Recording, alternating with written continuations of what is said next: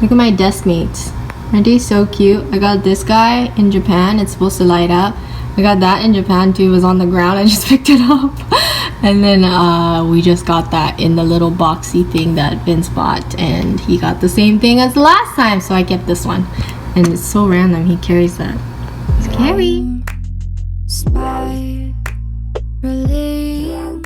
Oh, I'm in school. Right now I'm parked. And the library freaking closes at noon on Fridays. Doesn't that suck? Like, seriously. But anyway, I just got news that we are not having class Monday, Tuesday. Although I don't really come to school on Tuesdays anyway. But yeah, we don't have school on Monday. And then for Wednesday and moving forward, we're going to figure out what our plans are as far as if we're even going to come to school to learn or everything is going to be online. As you know, I'm taking a plumbing class. So, you know, a lot of the hands-on learning has to be in class. Like, to watch what the instructor is doing and also to try it yourself so that you can actually figure out, okay, how do you need to maneuver your hands and maneuver everything to make sure that you're doing things correctly and you're getting the best results. So I don't know what's going to happen with that, but following the library, I'm going to return to the job that I went to on Wednesday. And on Wednesday, it was to install or to hang this fairly heavy magnetic glass whiteboard into somebody's office. And I'm going back to that same location to hang their soundproofing panel. And I really hope that she has the hardware to install it. I saw like impaler bracket thingies. I feel like that would be the easiest way to do it, but then it's obviously going to puncture the back of it, so she might not want that. Maybe they have brackets that came with it, but I have a feeling I'm going to have to go over there and figure out the best solution for her. I have some ideas because I did a little bit of research, and then maybe she can tell me what kind of brackets or what kind of hardware she would like to use, unless it comes with it. But we'll see how that goes. Good morning.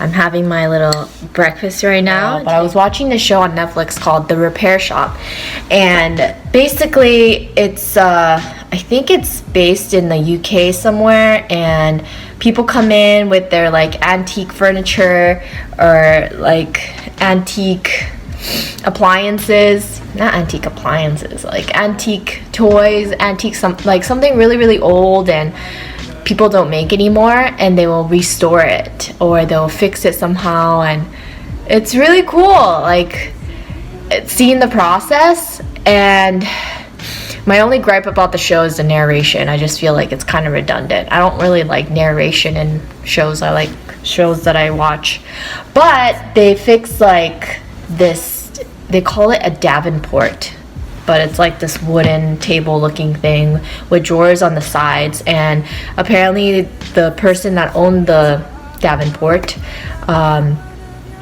their home got burglarized, and so the burglars like stabbed stuff into the drawers. Like one side is a fake drawer and then the other side is an actual functioning drawer, and they made like holes all over the place. And the woodman is what they call him, not a carpenter.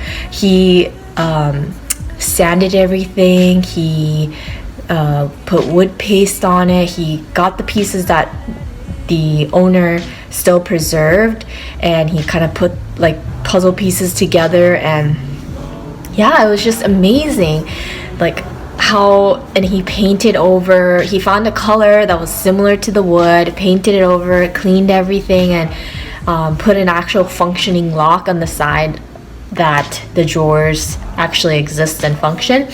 So it really inspired me because I don't like throwing things away. I don't like wasting stuff, and I don't really like spending money on things to just replace things. I like to fix things and keep it because I want to save money, and it's cool to fix it, and it's like, oh, you still have that thing, you know, it's still yours. So anyway, I've been trying to read more because I think I went like 3 years without reading a single book after college, just because I just never read. So now that I've rediscovered the public library and got a library card and everything. I've been borrowing books and finishing them within the 3 weeks time. These books I just borrowed recently, and let me show you. So I was trying to get into astrology because I read the Deepak Chopra book, the Book of Secrets, and there was a chapter where he talked about seeing an astrologer and how the astrologer could tell him exactly when he was going to die, where his parents, their maiden names, what they did. Like he was just knew so much about his life, and I thought that was so cool. But with the birth chart thing with astrology, you need your birth time, which I don't know. I could ask my grandma, who's still with us, but the only person that I would know like without thinking that I could have asked was my mom, and she's no longer with us. So I don't know what time I was born. I know my birthday.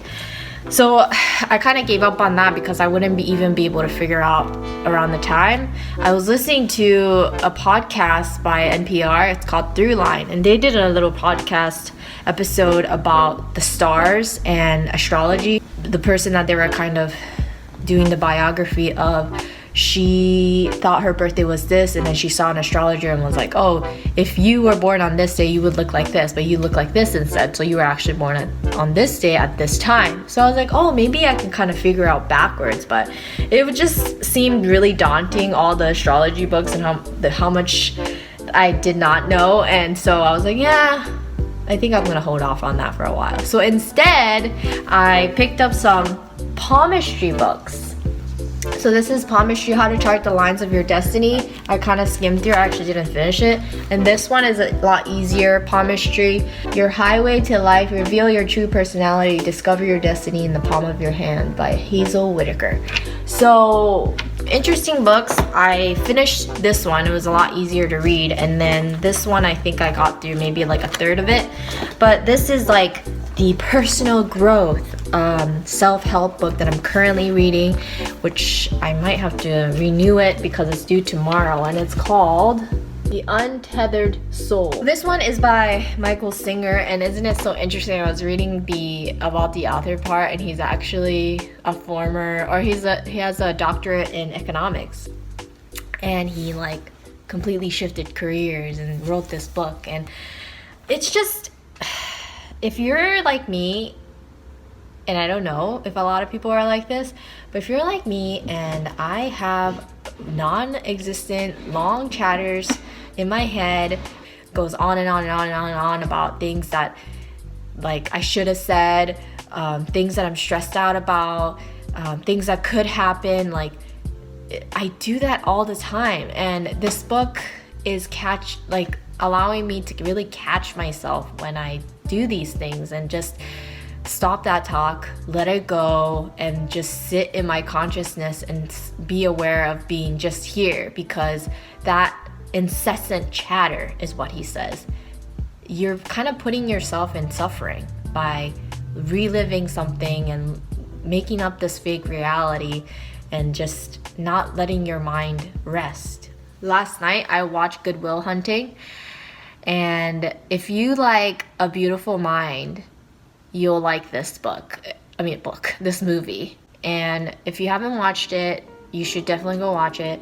If you like movies like A Beautiful Mind, where it's like a math genius who is a janitor at MIT. There was a math theory problem in the hallway that one of the professors wrote up as homework, and he figured it out.